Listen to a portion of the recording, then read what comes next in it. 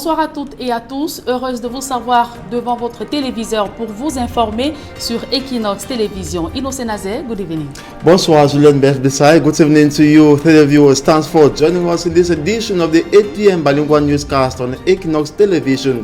We'll be telling you how the network of human rights defenders in Central Africa, REDAC, have called for the immediate release of Professor Maurice Kamto and other supporters of the Cameroon Renaissance Movement Party. They say their arrest was illegal and in violation of international laws. We'll equally be telling you how all 157 persons on board the Ethiopian airline plane that crashed this Sunday have perished. The plane the crash that was 6 minutes after it took off from the international airport. It was traveling from Addis Ababa to Nairobi. Catastrophe aérienne, un avion d'Ethiopian Airlines finit sa course en mer. Aucun survivant sur les 157 passagers à bord de l'avion qui venait de décoller de l'aéroport d'Addis Abeba. Et à suivre également dans ce journal les prolongations de la célébration de la Journée internationale de la femme dans diverses localités du Cameroun. Mesdames et messieurs, voilà pour le sommaire. Les détails, c'est dans un instant.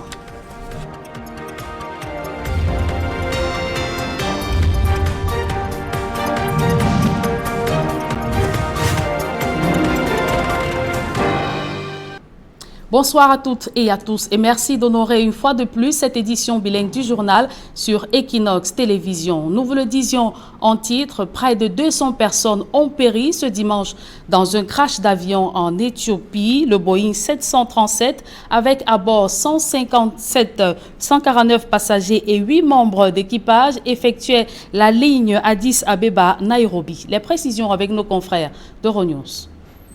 Un Boeing 737 d'Ethiopian Airlines s'est écrasé ce dimanche matin peu après le décollage.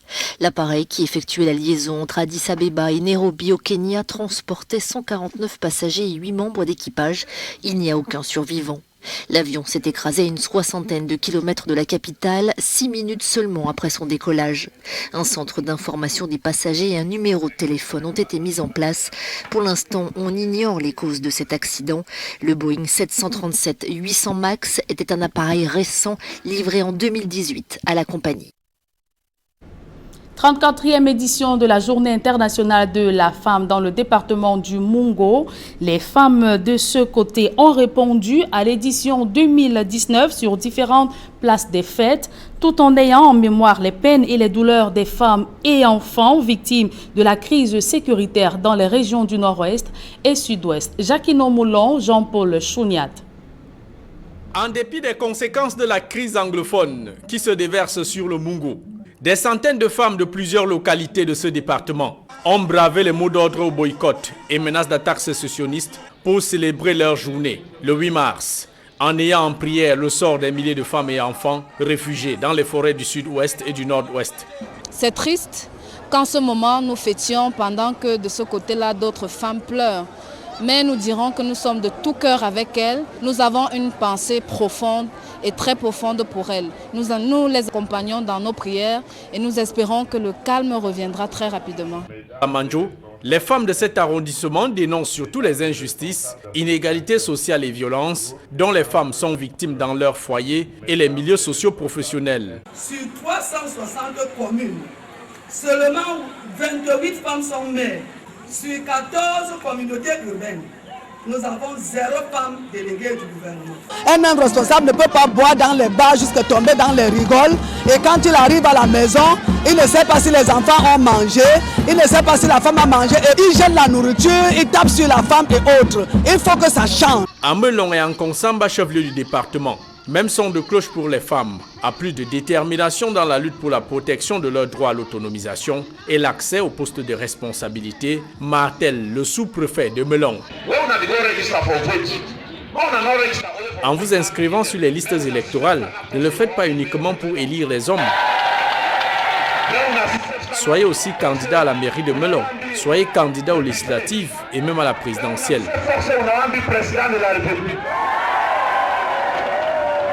tout en défilant dans leur belle tenue sur les différentes places des fêtes à Melon, Konsamba, Manjo, Lumbare, Bakem, Umbanga. Les femmes leaders d'associations appellent leurs sœurs à plus de responsabilités dans leur comportement. Nous devons montrer de quoi nous sommes capables, parce que le pouvoir ne se donne pas, il s'arrache. Quand nous allons nous affirmer que nous pouvons faire, je pense pour ma part qu'on va plus nous faire confiance. Du moins pour l'édition 2019 de la célébration de la Journée internationale de la femme, les femmes du Mungo ont été exemplaires dans les quartiers. Comparées aux années antérieures, où certaines d'entre elles brillaient par des dérives et excès lors des réjouissances populaires. Comment s'est déroulée cette journée des droits des femmes dans l'arrière-pays? À Bazou, les femmes n'ont pas manqué d'égrener le chapelet des revendications tout en lançant un appel à un retour définitif de la paix dans les régions en crise. Les précisions de Narcisse Sobzé. C'est également sous le thème « Croisade contre les inégalités de sexe », s'arrimer à la nouvelle impulsion que c'est également célébré à Bazou, dans le département du Nord-Ouest Cameroun, la 34e édition de la Journée internationale de la femme. Démarré il y a une semaine, le coup de manifestation avait pour cadre l'appel des fêtes de Bazou. Une cérémonie présidée par M. Fopo Aliou, sous-préfet du dit arrondissement, qui a tenu à rappeler que ce thème est la volonté de traduire dans les faits la nouvelle impulsion donnée par la communauté internationale et la plus haute autorité de l'État du Cameroun à la promotion de l'égalité des sexes et l'avancement des droits de la femme dans une société tournée vers l'émergence. Occasion pour la gente féminine de faire un bilan sur la situation des femmes dans la société et de revendiquer plus d'égalité en droit.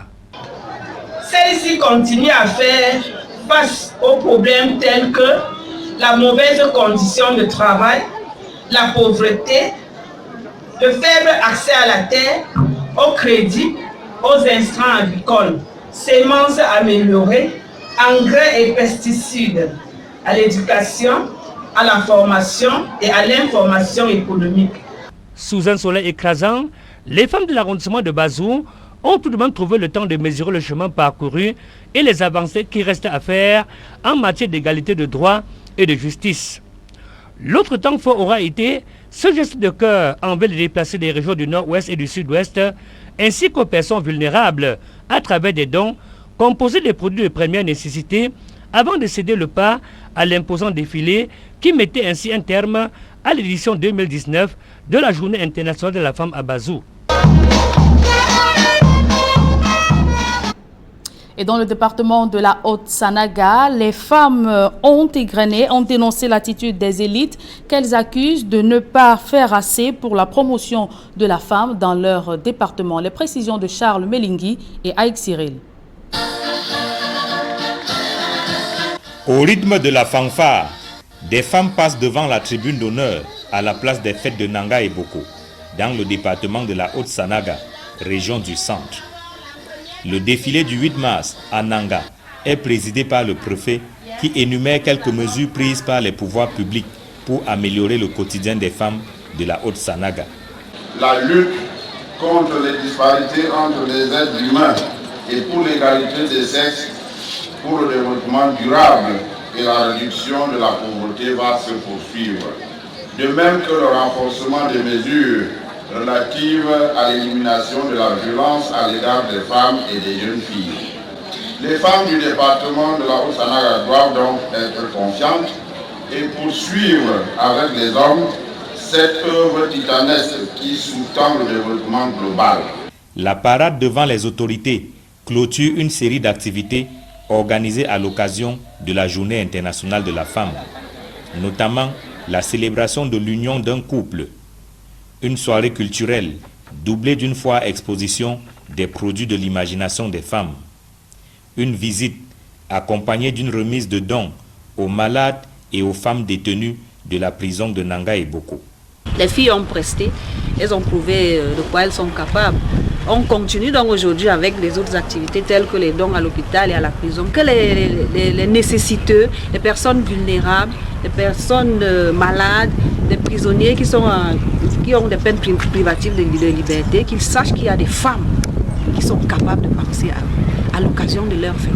Ces activités, organisées sous l'égide de la délégation départementale du MINPROF, cachent mal les souffrances de la femme dans ce département qui vit sans lumière depuis plusieurs mois. Faute d'électricité, c'est dans la pénombre que la causerie éducative à la faveur de la Journée internationale de la femme se tient. On parle couramment de l'excision qui est réprimée par notre code pénal. Nous avons également le mariage précoce qu'on constate encore dans nos communautés, le mariage forcé qui est réprimé par l'article 356 du code pénal. À Nanga et Boko, les femmes crient à l'abandon et interpellent les élites. Nos élites, nos enfants, on a peiné pour payer les études, mais ils sont grands aujourd'hui. Où en sommes-nous? On continue toujours à se traîner sous la boue. Nous attendons des appuis, peut-être un budget alloué à cette fête pour qu'on puisse réaliser nos projets. Ceux qui sont placés plus haut, qu'ils comprennent que nous on est dehors, sous le soleil, qu'ils nous prennent en compte. Signe de l'abandon que déplorent les femmes de la Haute-Sanaga, très peu d'hommes ont été aperçus à leur côté pendant les activités liées à la célébration de la Journée internationale de la femme, disent-elles. Dans le chapitre politique de ce journal, le collectif des avocats du professeur Maurice Kamto et les cadres du mouvement pour la renaissance du Cameroun dénoncent les atteintes à la dignité humaine dans le cadre des procédures en cours devant les juridictions camerounaises. Ce collectif, conduit par Maître Sylvain Swop, a donné une conférence de presse pour faire le point 40 jours après les interpellations menées dans le cadre des marches blanches. Et dans l'extrait qui va suivre, je vous propose d'écouter Maître Sylvain Swop qui fait le point des différentes procédures pendantes devant les juridictions camerounaises. Nous sommes rendus à presque 40 jours après la marche du 26 janvier 2019. 203 personnes ont été interpellées dans le cadre de cette marche. Interpellées à la fois donc ce jour-là et également le 28. Parmi ces 203 personnes, 107 personnes font actuellement l'objet d'une procédure en flagrant délit devant le tribunal de première instance du centre administratif à Yaoundé. Et l'affaire a été mise en délibéré pour qu'une décision soit rendue lundi prochain, c'est-à-dire le 11 mars. 152 personnes ont eu affaire avec le tribunal militaire. Ces 152 personnes ont été inculpées. Parmi ces infractions, la plus célèbre, l'hostilité contre la patrie. C'est une infraction qui est punissable de la peine de mort. Parmi ces 152 personnes, 130 sont dans les prisons de Yaoundé. Donc 8 à la prison principale. Ils étaient 7 et depuis hier ils sont 8 puisque Maître Ndoki les a rejoints à la prison principale. Et 122 à la prison centrale de Yaoundé. À l'heure actuelle, le collectif a déposé 146 requêtes en habeas corpus. Et vous savez très bien qu'aucune des personnes arrêtées parmi les 203 n'a été arrêtée en vertu d'un titre d'arrestation. Pas de mandat d'arrêt. Il y en a qui ont été arrêtés à Douala, comme vous le savez, sur la base d'un mandat de perquisition. Dans ces 146 demandes d'habeas corpus, 7 ont été rejetées hier parce que déclarées non fondées, en dépit de toute l'argumentation déployée pendant près de 14 heures. Donc 126 demandes d'habeas corpus dont reste à être examinées par le tribunal de grande instance de Yaoundé. Et Maître Emmanuel Sim, pour sa part, parle spécifiquement du cas de Maître Michel Ndoki, qui, selon le collectif des avocats du professeur Maurice Kamto, a été kidnappé et avec en plus un tissu de mensonges au sujet des circonstances de son interpellation. Le rapport de la police judiciaire sur l'affaire de Maître Ndoki a indiqué que Maître Ndoki a été arrêté dans une pirogue à Edenao. Ce rapport indiquait qu'elle était en train de fuir. Ce rapport précisait qu'elle était encagoulée pour ne pas se faire reconnaître. Mais Ndoki ne s'enfuyait pas du tout. Ce n'est que au poste frontière à Edenao, qui est un poste frontière officiel parce qu'il y a toute une administration douanière à cet endroit, qu'elle a été interpellée sur la base d'un document qu'on a appelé un message porté, dans lequel son nom figurait et qui stipulait que des activistes politiques, voilà comment on appelle, étaient interdits de sortir du territoire camerounais. Quelques temps après, précisément, elle voit arriver 8 personnes, des gros bras, entièrement cagoulés, lourdement armés, qui lui demandent de prendre une voiture dans laquelle elle devait venir à Yaoundé. Ils l'ont menotté, Maître Ndoki. Et quand son mari a voulu savoir pourquoi est-ce qu'on l'arrêtait, on lui a dit, ah, donc vous la connaissez. On a pris son mari également, on l'a menotté, et ces gens ont voyagé d'Idena à Limbé avec des cagoules. Quel est ce pays où pour arrêter quelqu'un, on doit se cagouler? Mais c'est ça qu'on appelle le kidnapping. Parce qu'ils ont fait exactement comme les Boko Haram. Je leur ai dit, quand on arrête quelqu'un légalement, la loi exige qu'on se présente, on s'identifie. Je suis porteur de tes documents qui me permettent de vous amener. Comment on appelle ça des gens qui arrêtent une avocate étant cagoulée? Et voyez-vous, j'étais en colère parce que c'est ces gens cagoulés qui ont dit que ma consoeur était cagoulée. C'est un mensonge d'État, ce n'est pas admissible. À présent, les résultats des matchs de la Ligue 1 de football joués ce dimanche. Union de Douala a battu Coton Sport de Garoua 1-0. Avion s'est incliné devant Colombe 0 but contre 1.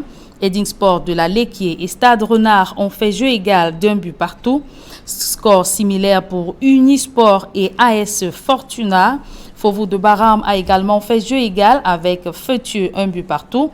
Astre de Douala et Young Sport Academy se sont séparés sous un score de parité d'1 but partout. Tonnerre Kalara Club et PWD de Bamenda ont fait match nul 0 but partout. Suite et fin de la 8e journée demeure lundi avec la rencontre Dragon contre APGS de Fou. Et dans le cadre des matchs en retard de cette 8e journée Ligue 2, AS Toameki a mordu la poussière devant Dynamo, 0 but contre 2. Lyon blessé s'est imposé devant Racing 3-0. Panthère a été battu par Canon 2 buts contre 3. À présent, la deuxième partie de ce journal, elle est en langue anglaise avec vous, Innocent Azé. Good evening once again. Once more, good evening to you, Julienne, and to our televiewers. Once more, good evening to you. Thanks for joining us for the second segment of the newscast. We begin with news out of the country. 157 persons on board the Ethiopian Airlines plane, Boeing 737, have perished. The crash occurred this morning. That was 6 minutes after takeoff. Katsi. Friends and families of those on board the crashed Ethiopian Airlines Flight 302 among those waiting for news at the main airports in Nairobi and Addis Ababa. Just 6 minutes after takeoff from Bola International Airport in the Ethiopian capital, contact was lost with the Boeing 737. Ethiopia state media says none of the 157 passengers and crew survived. So we were comfortable just waiting. We see people coming out. We were sure our relative was going to come out. After a few minutes, we saw some news on Facebook and Twitter just flying Ethiopia Airlines crashes. Ethiopia's Prime Minister Abiy Ahmed tweeted, "The office of the PM on behalf of the government and people of Ethiopia would like to express its deepest condolences to the families of those that have lost their loved ones on Ethiopian Airlines Boeing 737 on regular scheduled flight to Nairobi, Kenya this morning." The jet had been delivered just 4 months ago. It's the fourth version of the world's best-selling airliner. The Boeing 737 has flown billions of passengers worldwide since the 1960s. The latest 737-800 MAX type has been redesigned to make it more fuel efficient. Thousands have been ordered by airlines worldwide. If you have ever flown short haul, then I guarantee you've probably flown on a 737. It's a popular choice of the airlines. It's a very safe aircraft. But of course, there are now questions, and this will send jitters across the industry. It's the second disaster within 5 months involving the Boeing 737 MAX. An identical Lion Air jet plunged into the sea off the coast of Indonesia last October, shortly after takeoff from Jakarta, killing all 189 people on board. Boeing is being sued by some of the relatives of passengers who died, and pilots have accused the American manufacturer of failing to warn them how to operate a new automated stall prevention system.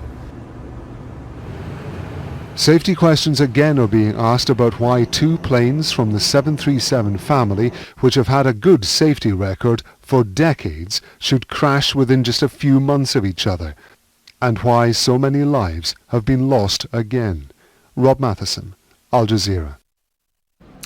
Al Jazeera news agency reporting there on the Ethiopian airline plane that crashed early today. That was 6 minutes after it left the Addis Ababa International Airport to Nairobi. All 157 persons on board perished. And back here in Cameroon, former Minister of Defense Alain Edgar Mebengo and 3 others will be spending their 3rd night at the Kundenge Maximum Security Prison in Yaoundé. The order transferring them from the Special Criminal Court to Kundenge was signed late Saturday, Friday by the State Prosecutor Ngono Justine Eme. Babla Jonathan tells us more. The list of former government officials held in the Kundenge Maximum Security Prison in Cameroon's political capital Yaoundé receives a new name. Edgar Alain Mebengo, former minister delegate at the presidency in charge of defense, former minister of transport, joined former prime minister Inoni Ephraim and others Friday night. He was remanded into custody by the Attorney General at the Special Criminal Court, Justine Ngunu. The Special Criminal Court began questioning Edgar Alain Mebengo and other persons involved in the Mark IV military equipment purchase embezzlement affair Tuesday. The questioning continued throughout the week till Friday.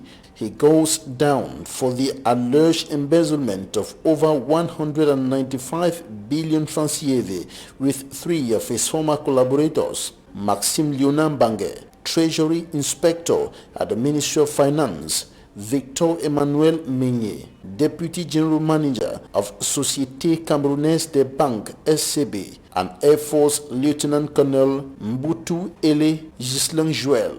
They are charged for crimes allegedly committed between 2010 and 2014. In the meantime, such operations were conducted at Alain Mebengo's residence and one of his enterprises and some family properties seized. The former government minister's wife, Bernadette Mebengo, will be questioned by the Special Criminal Court after she recovers from the malaise she suffered following the search operations and confiscation of family properties. Lawyers of the Cameroon Renaissance Movement opposition political parties have presented the state of the legal process against the party's detained supporters, the health situation of detainees, and that of Barrister Michel Ndoki, a pillar of the CRM party. This was during a press conference organized in Yaoundé that was recently. For me, Armstrong Sanda reports. Nous sommes rendus à presque 40 jours. Lawyers of the Cameroon Renaissance Movement political party say it is almost 40 days after the 26th February 2019 protest march of the party, where 203 party supporters and sympathizers were arrested between February 26 and February 28. 152 personnes ont été inculpées. Parmi ces infractions, la plus célèbre, l'hostilité contre la patrie. C'est une infraction qui est punissable de la peine de mort. According to Barrister Sylvain Soap, 37 out of 203 persons are facing flagrant charges at the Yaoundé Court of First Instance, and a ruling is expected on Monday, 11th of March 2019. 152 of them are being charged at the military court, among which is hostility against fatherland, which has a death penalty. The lawyers further stated that 130 of those tried at the military court are in prisons in Yaoundé, whereas none of them was issued a warrant of arrest. The CRM party lawyers say they introduced 146 files of habeas corpus and 7 were rejected on Thursday, March the 7th, while 126 are still under examination by the military court. Nous avions saisi les autorités. On the condition of detainees, the CRM party said their repeated demands to treat sick of their militants who were arrested did not receive a favorable and timely response, and some 24 sick cases developed among militants and sympathizers who are currently being detained in Yaoundé. Barrister Hippolyte Meli revealed that several supporters have been refused food by the prison administrators since February. Le rapport de la police.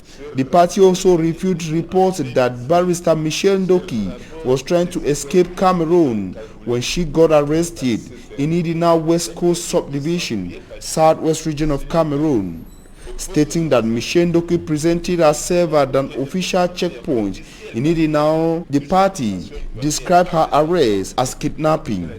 On doit se cagouler. Mais c'est ça qu'on appelle le kidnapping. Parce qu'ils ont fait exactement comme les Boko Haram. Since talking about the CRM political party issue, the human rights network of human rights defenders in Central Africa, REDAC, has called on the liberation of Professor Maurice Kamto and other supporters of the CRM party. REDAC says the arrest is illegal because it violates international laws. To REDAC, the military court is in no way competent to judge the accused. The non-governmental organization instructs the Cameroonian government to comply with the African Charter on Human and People's Rights by brandishing its obligation of the international human rights conventions and treaties it ratified. REDAC therefore says it is adamant to its request the immediate release of Professor Maurice Kamto and the other 145 people arrested during the peaceful protest of the party. We now talk about the celebrations that mark the International Women's Day in its 34th edition. Women in the Manjo community, that's in the Mungo division of the Littoral region, say they will not stop praying for those in the northwest and southwest regions of the country affected by the armed conflicts. While celebrating Women's Day, the Manjo women reiterated their wish for peace to return in the two English-speaking regions of the country. They equally called on women to stand against violence against women, discrimination as well. More in this report.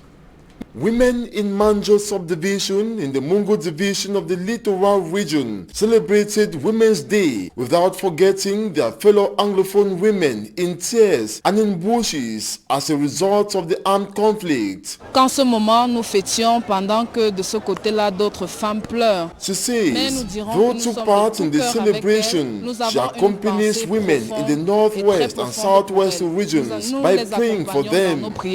Et nous espérons que le calme reviendra très rapidement. Women in Manjo also used the opportunity of March 8 to shun all forms of violence against women, fight against peanut salaries, and stand for economic autonomy of women. Les femmes devraient manifester leur opposition à la violence faite aux femmes. Equality, which they desire, they note has been denied them.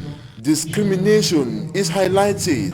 Au Cameroun, par exemple, she says, in Cameroon, equality is still a far-fetched dream.